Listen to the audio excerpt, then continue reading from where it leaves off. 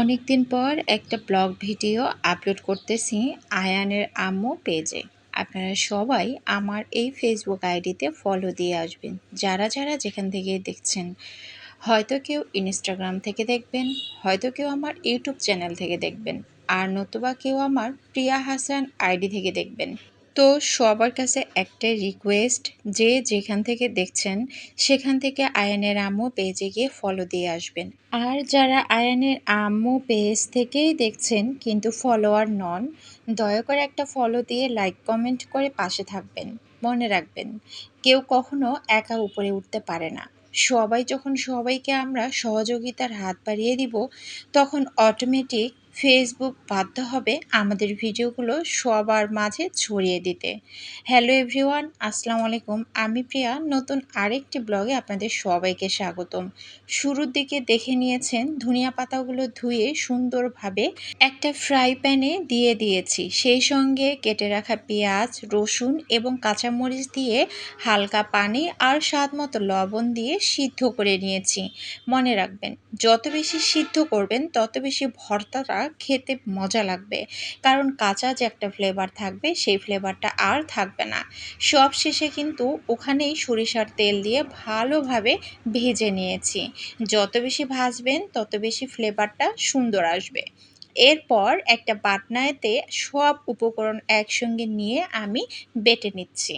অনেকের কাছে এই ধরনের বাটনা নাও থাকতে পারে, তো তারা শিল পাটায় এভাবে সুন্দর করে বেটে নিতে পারেন। আর যদি শিল পাটাও না থাকে, তাহলে কিন্তু ব্লেন্ডারেও ব্লেন্ড করে নেওয়া যেতে পারে। তবে ব্লেন্ডারে ব্লেন্ড করতে গিয়ে একটু ঝামেলা হয়, সেখানে পানি দিতে হয়, পানি না দিলে পেস্টটা ভালো আসে না।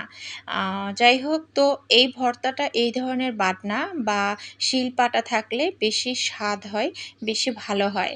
তো ভর্তাটা কথা বলতে বলতেই কিন্তু আমার রেডি হয়ে গেল। অনেক সুন্দর একটা ফ্লেভার আসছে।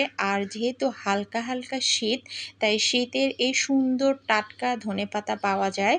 আর এই টাটকা ধনেপাতার সঙ্গে যদি এক ফালি লেবু আর একটু ভাত মেখে খাওয়া যায়, তাহলে তো কথাই নাই। আচ্ছা, বলুন তো, আপনারা কেউ কি কখনো বলতে পারবেন, এই ধরনের শিলপাটা বা এই ধরনের বাটনায় ভর্তা করার পর এই বাটনা বা শিলপাটায় ভাত নিয়ে মেখে খাননি? এরকম কেউ কি আছেন?